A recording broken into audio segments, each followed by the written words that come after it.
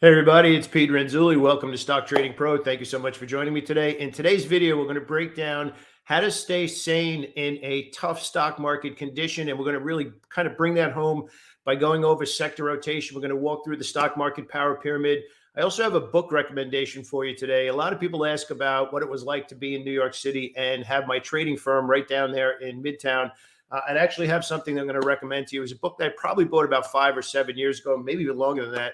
But it does one of the best jobs I've ever seen at really talking about what it was like to be in New York City at that time when the New York Stock Exchange was kind of king of the world, and specifically what it was like to be on the floor of the New York Stock Exchange. I personally didn't trade on the floor of the exchange, but I did have a lot of people on my office, in my office that did. So we got a lot to cover today. We got the newsletter to cover today. We're going to go over research for the coming week. Last week of March, it should be pretty interesting here. And we're also mostly going to talk about what's going on up here and how to stay focused, actually, and how to not lose your confidence while the market's still kind of catching its footing. What's super, super interesting about the market right now, the stock market right now is not going down, but all of the headlines seem to be getting worse and worse, especially with the bank crisis that's going on right now, what's a lot of people are calling the financial contagion. Is it just a matter of time before the rest of the market catches up with the financials, or has the financial crisis, whatever we're going to call it at this particular moment, kind of played itself out and the government's kind of stepping in a way that they need to? And is that going to be the stimulus for the market turning up? We also have GDP data this week, which is really important because that's inflation data. You got to be on top of that this week too. So you got to really know what's coming out. So we got a lot to cover today. I'm really, really excited. I'm going to give you a copy of the Daily Ticker newsletter today. You're going to be able to download it. Stick around. I'll be right back. Okay, so thank you so much for being here with me today, everybody. As always, my buddy John Bates. John, good morning. Always a pleasure to see you here. So what we're going to talk about first, you can actually follow along with me with the Daily Ticker. You can download in the description. You can grab a copy for yourself. Make sure you go in there. You go to File, either File Copy or File Download. I'll show you how to do that in 1 second. But first, we're actually going to start out with the research for the week, and we're going to head into how we're going to eventually get to sector rotation. So first thing is, as we've been spending a lot of time with, you really got to have a good grip on what kind of profits were available. A lot of people get down on themselves for not having traded better, and you can actually see what the last 4 weeks have been like. Pretty neutral, a couple of pockets of opportunity, especially in technology. But last week, we actually had communication services actually catching a bid. And that's mostly coming off of the rally that we're seeing in social media stocks, specifically Meta platforms. We actually mapped out Meta over the weekend, where not only has it had this monster rally, and what's this percentage here? 135% since it bottomed out here in the 80s. And it looks like the next level that we're going to be watching has roughly about a $35 upside, somewhere in this level around 238, 240. And it actually paused now for the last 3 days. You can see it's actually trading a little bit higher. So Meta is actually carrying communication services. The one thing I do want to talk about, though, is this group right here. And you can see consecutive weeks, not exactly lighting it up, but healthcare stocks are actually starting to float their way up to the top of the list. So what does this mean? How does this play into sector rotation? I really want to give you a good visual right now of what it means to trade the current market that's available. Be nice to yourself in a tough market condition, but more importantly, where to find the right stocks to buy now and how to keep your sanity by not over trading simply because you have to only trade your edge and not trade just because the market's open. So we're going to kind of shift this on over into sector rotation. We're going to break down some of the top stocks that meet the bullish criteria and what sectors and what industry groups they're in. And then we're going to actually break it down to a lot more specific stocks that meet my criteria. We actually have a bunch of stocks today as we're going through sector rotation, looking at where quite a few of them are at breakout levels, specifically in the beverage sector. And we're going to break that down in a second. But I want to get to the book. This book here, if you haven't happened to seen it, King of the Club, the author's name is Charles Gasparino. If you want kind of like an insider behind the scenes look at what actually happened on the floor of the New York Stock Exchange And this book is really interesting because it kind of goes right up into where we are right now, which is electronic trading kind of taking over. We're probably now, I think 75% of the market now is traded electronically. But this is when the specialists and floor brokers and clerks were still dominating the floor, and a lot of Richard Grasso in this book. So if you want to pick this up, The King of the Club, it's a fantastic summer read. You buzz through it like that, especially if you love the market. So hope you grab that. If you do, leave a comment below in the videos. Let me know what you think about it. Oh, by the way, if we do a good job, do me a favor, give a thumbs up and make sure you subscribe if we're providing some value for you. So let's head on over, and we're going to actually get into sector rotation. We're going to break this down. So this is how we closed on Friday. You can actually see consumer defensive perking up a little bit, and we're going to get to that in a second. We just talked about healthcare and that slow grinding move in utilities, right? So we kind of work our way now over into bullish stacked order flow. So you can see over a week, over a month, and then a little bit more specifically over the net change on Friday. And you can see in here the communication services. Like we said, Baidu, Meta, also starting to rack up a little bit. The gaming sector, we're going to talk about that a little bit as well when we start to work our way up the power pyramid from the market into sectors, into industry groups, and specific stocks. And here's another area that you want to be looking at. So again, we're talking about consumer defensive, which is Pepsi and that group of beverage stocks we talked about. Apple is still holding that 155 breakout level. Hopefully you caught that with us about a week and a half ago. Microsoft got a little bit of good news from the UK last week about the merger or the purchase that they have. But this is interesting right here. PHM and Lennar in the residential construction. Now, that kind of doesn't make any sense, which really brings me to the main point that I want to get across here today. Residential construction in bullish order flow right now, continuing to slowly grind higher. And that's more of an industry group than a specific conversation around sector rotation, but it's still good to kind of drill down into specific places. Look, higher interest rates, recession, whatever label you want to put on it right now, and residential construction continues to grind higher. That really brings me to the number one point that I want to make right now.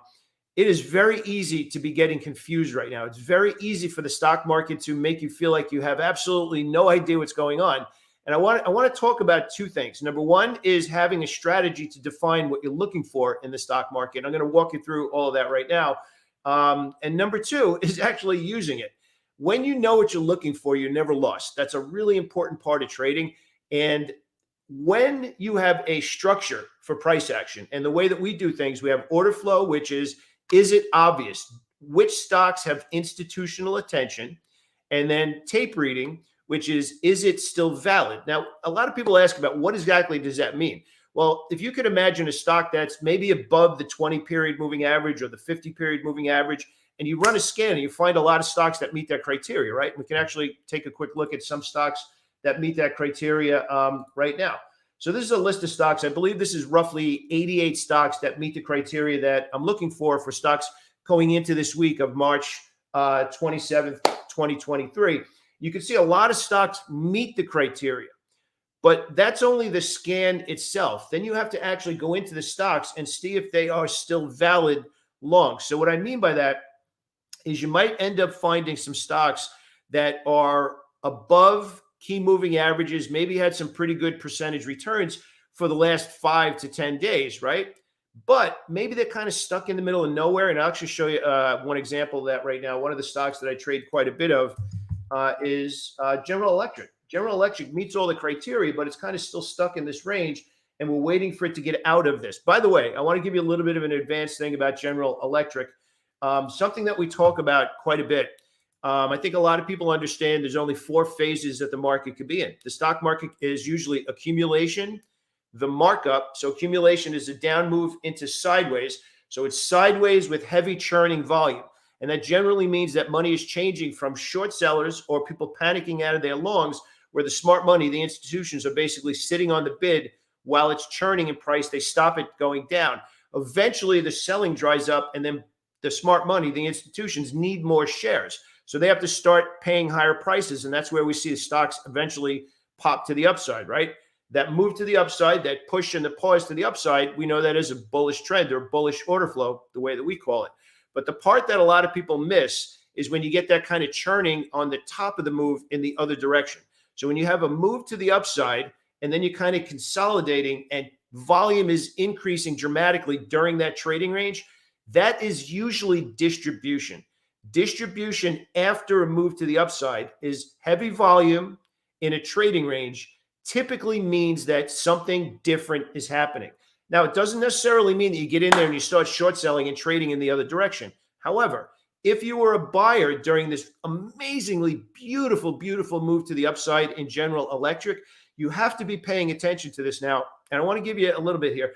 Make sure that you take a screenshot of this because it's very important to be able to spot the difference between just a chart pattern, which a lot of people will know this as a pennant chart pattern, and add into that the volume that's happening there. So something is changing on the tape. That's really the big thing I want to talk about. So take a picture of this and you can see this beautiful move. And this is really where it becomes amazingly interesting to pay attention to. So you see this trading range right here, and you see the volume drop off a cliff here. Look, this is the average volume, and look at the volume, how light the volume got.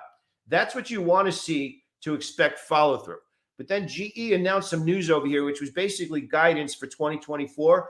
And you can see that came on the heels or at the bottom of this big move, which I think was something like 80% or some crazy number like that, 93.95% from here to here. Now, what we want to focus on is the difference between here, this light volume pause, and the continuation versus this consolidation, which a lot of people know as a pennant, and this heavier volume during this pennant. So essentially what that means is it's not doing what you would expect. Continuation patterns are usually a push and a pause, and that pause is on light volume, like I just showed you on that chart. The one on the bottom there where the volume was super light and it got follow through. This particular time, GE is churning at the highs on heavy volume. And that's technically what tape readers call distribution. So if you're a regular viewer of the channel, we can continue to watch this together. It'd be kind of fun to spot this before the next move happens and then have a conversation about it. And it's really something that you need to learn. And I think the biggest difference is this is the difference between chart reading and tape reading. Tape reading is understanding it's not only what patterns we're seeing, but we're taking it a step further and reading into the actual money that's spent during that pattern. Sometimes the money is obvious and they have to be buying and they're pushing it up, right? In this case here, there's a lot of money changing, but the thing's not moving. What does that tell you? It's pretty interesting. Now, here's the last thing you want to write down about tape reading.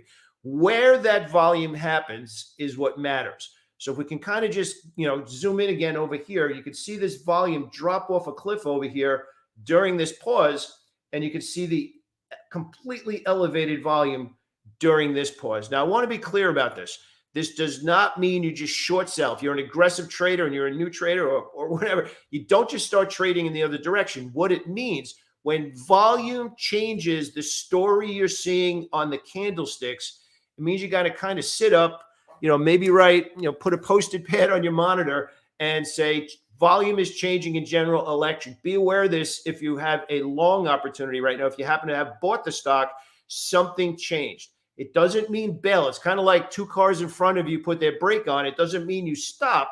It just means that something different is going on, and you got to pay attention to that. And these little things add up to big things when you're trading. All right. We're going to hop over now. We're going to continue to get into sector rotation. We're going to look at both sides of the market. So we just looked at the bullish side, and we kind of broke that down. And you can see communication services. Now, what should be really interesting about this right now is there's only two technology stocks that meet that perfect criteria, despite the large group of tech stocks over the last 5 weeks. So you see how we kind of keep drilling down. It's not just to hit a scan. It actually has to hit a scan and then still be near the optimal entry right now. And those two stocks that I just showed you are. So continuing to work our way over, we're going to work our way to the other side of the market. And you can actually see some technology stocks are actually working their way into the bearish side of the tape. Now, what's kind of interesting about this, as far as really starting to break this down, we have that big list of consumer cyclical stocks, right? And now we got this big list on the other side of the market. So now we got Chewy, Expedia. So what is this telling you right now about the travel industry? If stocks that in the sector, which is consumer cyclical, are starting to show cracks and actually show bearish order flow, well, that might mean that we are looking at potential trades on the other side of the market. And you can actually see here Royal Caribbean It's at a big support level, but it's got bearish order flow for the last couple of weeks. It's got a really obvious level at 60, and the next level below that is 48. So essentially what we're doing here is we are putting the pieces together for both buying opportunities and potentially short selling opportunities if you understand the other side of the market. Some people short sell stocks straight out using the equity. Some people short sell stocks by buying put options. But right now, with the way things are going on, the more things are getting expensive, the less travel people are going to be doing right now, right? We're not near the holidays or anything along those lines, although Easter's coming up. So what is that going to do with higher prices across the board, higher borrowing costs across the board? The Fed said they're not going to slow down, right? What is that going to do to the travel industry? Just kind of start to put together these really common sense types of ideas. RCL, Royal Caribbean, below 60 looks interesting right now if you understand short selling. Okay, so let's start to take a look at some ideas on the other side of the market. Again, just to be super clear about this, every Monday when we do our live stream, I give a copy of the daily ticker. This is the kind of research that I do behind the scenes for our community. We break everything down using the stock market power pyramid. We start out with the market, and we want an answer to, is the market obvious? Now, that's got to set the tone for everything we're going to talk about today, because I think I have something that I'm going to point out to you. You're going to be like, wait, really? With all of the bearish news in the market right now, I'm going to point out two prices to you right now. And I want you to answer the question, has the stock market crash already happened? Let's take a look. I'm going to show you exactly what I mean, because it's going to set the tone for all the sector rotation that we're about to talk about. So if we kind of zoom out all the way back to last year in the S&P 500, and you see this line right here where we closed on Friday, zoom that all the way back. It's basically the same price as May of 2022. So there's a couple of implications to all of this that we're talking about right now. Number one is let's pick something. Let's pick Gardner as an example. All right. So we use Gardner. Let's say Gardner comes into my office in New York City and we're talking about it. And Gardner's like, man, Pete, I'm working my tail off and the market is just making me feel like I'm lost. Like, I don't know, like I should be doing better. Right. And we take a look at the chart and we're like, you know what? Well, can you really say that the market has been in a raging trend in one direction or the other? Sure, we've had these pockets of opportunity. Again, if you understand tape reading and you understand the right time frames to watch the tape, and you understand from 1 week to the next how to track that rotation in and out, you could really be on top of some awesome opportunities, which again, we're going to get to in a second. But let me just throw this out there and really think about this as you're going into the market this week. Again, the end of Q1, the end of March, right? We're in the same place we were a year ago. Doesn't feel like a crash. We should be all the way down here somewhere, right? Also, the market is continuing to slowly grind up, and we're doing it on above average volume. That's pretty interesting. So if you remember what we just talked about before with accumulation, the markup, and distribution, right? When you start to see heavier volume validating what you're seeing in the candlesticks, and again, the way that we look at the candlesticks, there's hundreds of things you could possibly look at. I know Steve Nissan has a fantastic book on candlestick chart analysis. We only use two. Everything that we look at on the charts is we're looking for energy, which is large bodied candlesticks, or we're looking for indecision, which is where stock traded all over the place and it kind of ended up in the same place where it opened, which again, if you think about it, it opened here, traded all the way up there, all the way down there, and opened and closed in basically the same spot. Small bodied candlesticks represent indecision. Energy candlesticks represent conviction. When you get energy candlesticks with higher volume, somebody with a lot of money is doing something, and you can't ignore that. You really got to start to pay attention. So we kind of got this sideways move going back almost 10 months to last year. Again, pockets of opportunity here and there, which is where the sector rotation really comes in play. The point that I'm making here is when the market is less obvious.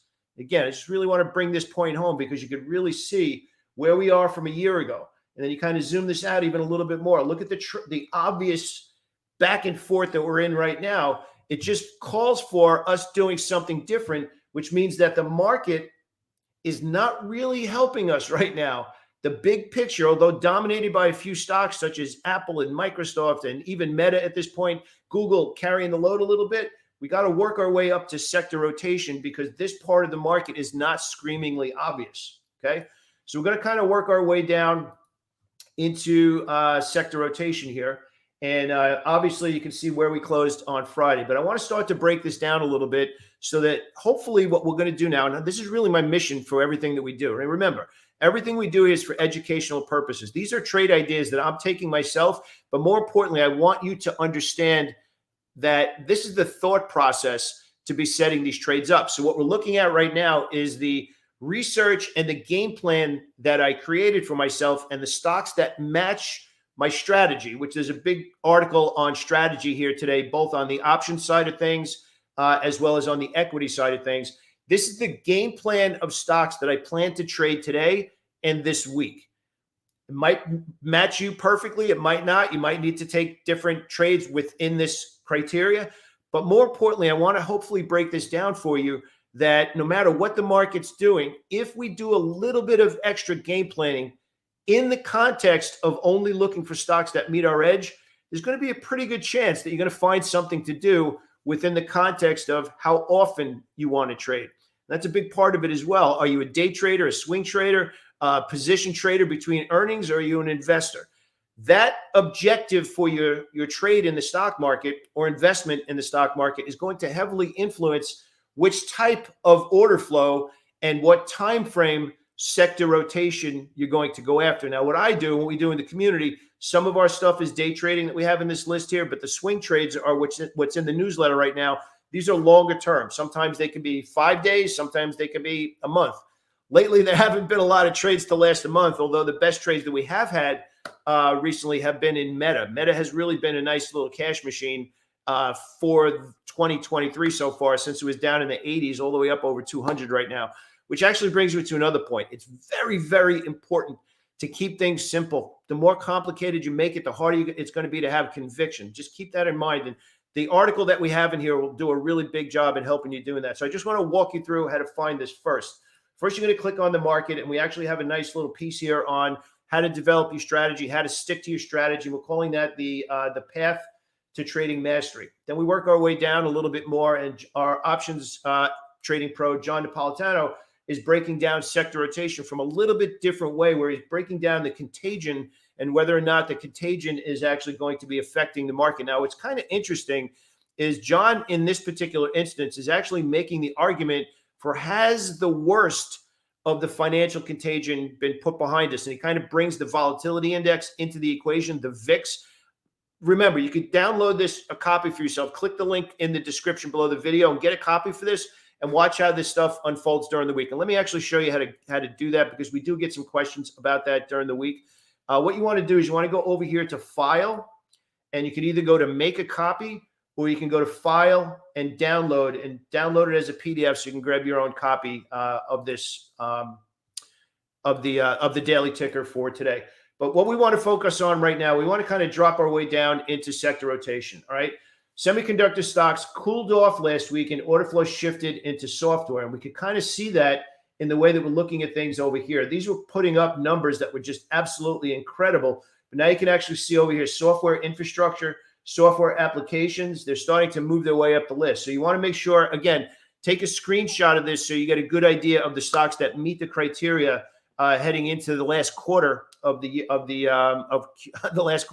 last week of Q1. Let me get that straight, right? So I want to keep working our way through, right? Technology continues to hold the lead in the number of stocks bullish. So think about what we just said. I want this to be very, very clear.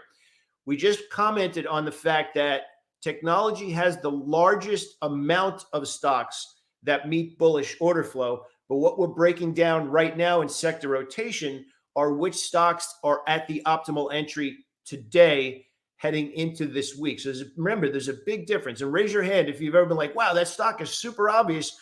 You bought it, it goes up one day, and then as soon as you buy it, it comes back and takes you out. And then 3 days later, it does exactly what you thought. It's happened to all of us, right? Until you understand the optimal entry, which is when you're about to hit that buy button, what are the odds of it following through right now? Until you understand that, you're going to end up having your timing is going to be off a little bit. So really think about what we just said. Big list of stocks that meet the criteria, much smaller list that are buying opportunities now. That's why they're in my watch list today. Okay, it's a big distinction. All right. So some of those stocks that meet that criteria, talking about Microsoft, Adobe, CRM and WDAY. WDAY is a really interesting setup today. And you can see, look at this, maybe some minor resistance over here, but a ton of room if we could finally get through this 192 level. Okay. I want to keep working my way through the list here. Healthcare looks to be getting healthier, no pun intended. Breakouts and consecutive bullish weeks. So again, remember what we talk about here. It's not just about one day of buying. This is a really big mistake that people make. Is like, yesterday it was up. It was really good. I'm just going to hop on board and get in there. You have to be thinking about things differently if you want to elevate yourself from chart reader to trader. Traders put more of the pieces together, not just the fact that it hit a scan yesterday and now you're going to go out and buy it. You don't know how far it is from the optimal entry. You don't know how much buying pressure there was to create that candle. And I'm actually going to show you a really good example of that right now and in healthcare. So if you remember what we said before about looking for how much money was committed to an idea, we see that sometimes in accumulation. We see that sometimes in the push and the pause. And we're seeing that a little bit right now. Something's going on in the tape in General Electric. I'm going to show you a breakout right now. While on the surface looks really interesting, but there's not volume. The volume is actually lighter on the breakout, and it's actually in the healthcare sector that I'm going to show you right now. So what does that mean? What does that mean if we're actually doing a great job and we're elevating the way we're thinking? We're like, wow, that breakout is amazing. But then you look down and you're like, well, it's super light volume. That's not what I want to see. That will affect your position sizing. So remember that knowing the chart setups, that's not trading. Technical analysis is not trading. Making these distinctions and then having the right share size and the right profit targets based on putting together order flow, price action, volume, sector rotation, the market. That's what will make you somebody special in the market, because you're doing more than just running scans. So I want to show you that chart that I'm talking about here. Kind of zoom on over here because it's actually in the list. So we're talking about some of these healthcare stocks. We'll work our way over to that, right? Consecutive bullish weeks and the sector gaining institutional attention. So I'm specifically talking about healthcare right now. And you can see that actually over here, right? You're starting this. You wouldn't think the way that the XLV has been trading the healthcare sector. Look at this thing. And it's even more pronounced on the weekly chart where you can actually see boom, boom, boom, boom, boom, boom, boom. But now look at the last 2 weeks.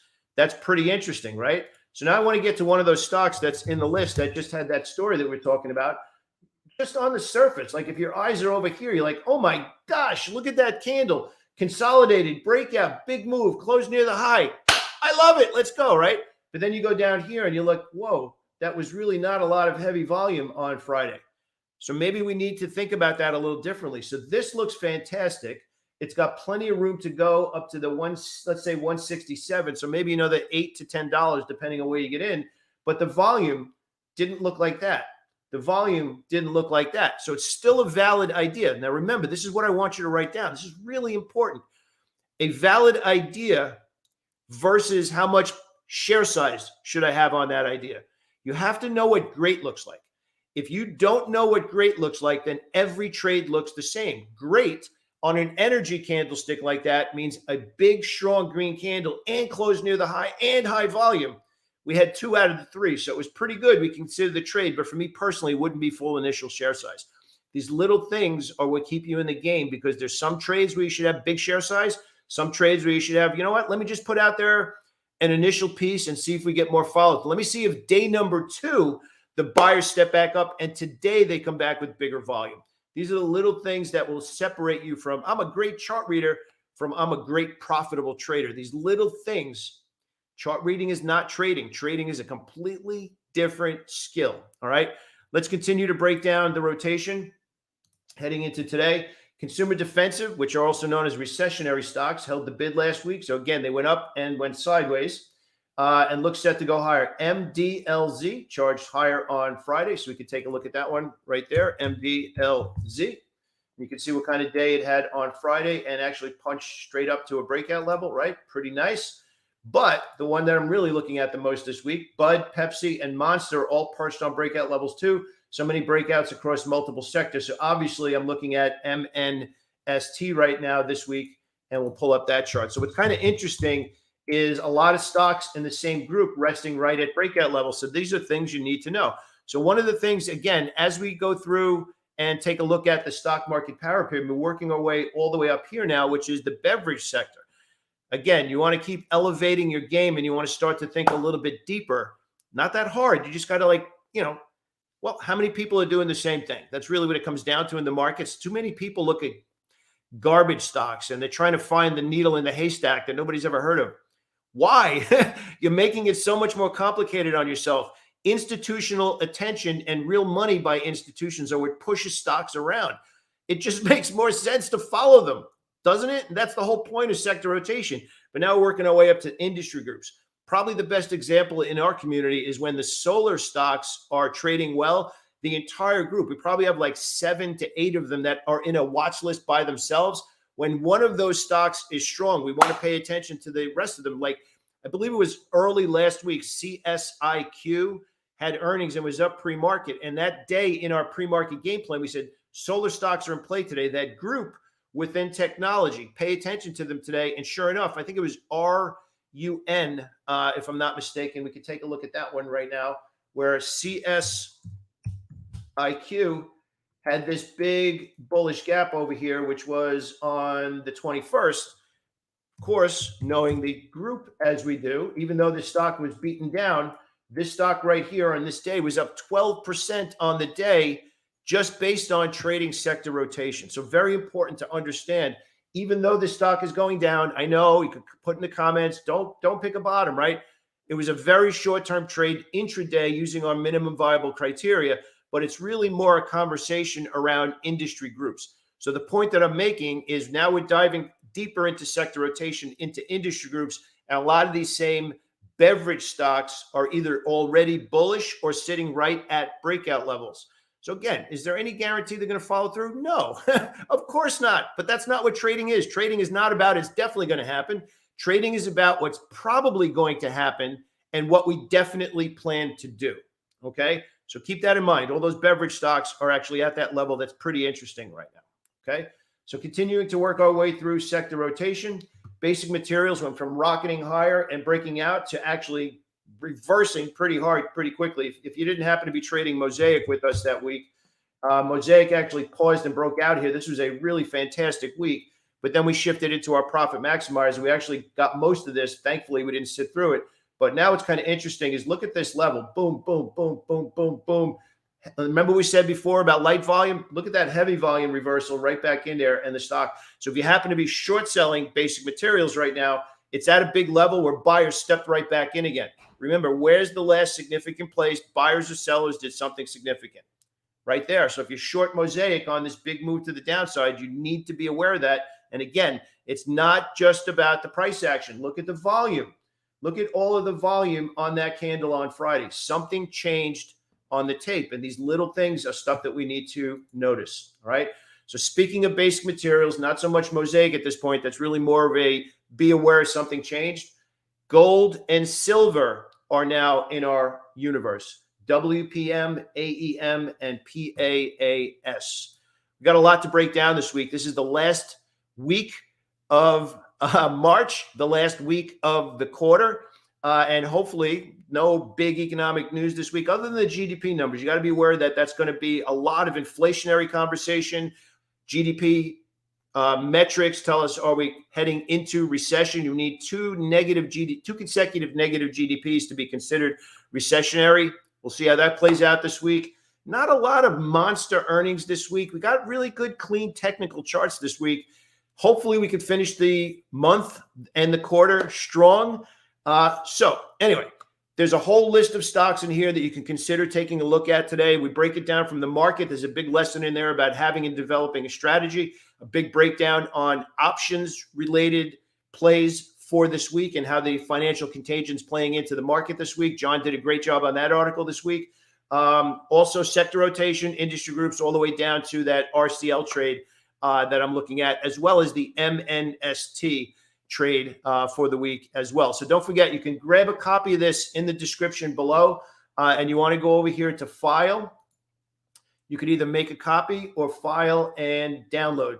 So you can actually download it as a PDF. So if we did a good job for you today, please do me a favor. Make sure you give us a thumbs up. Make sure you subscribe. And if you have any follow-up comments about anything you're seeing in the Daily Ticker newsletter, leave those in the comments below. I promise I'll get back to you as soon as I can. Thank you so much for joining me today. Have an awesome week. Take care now.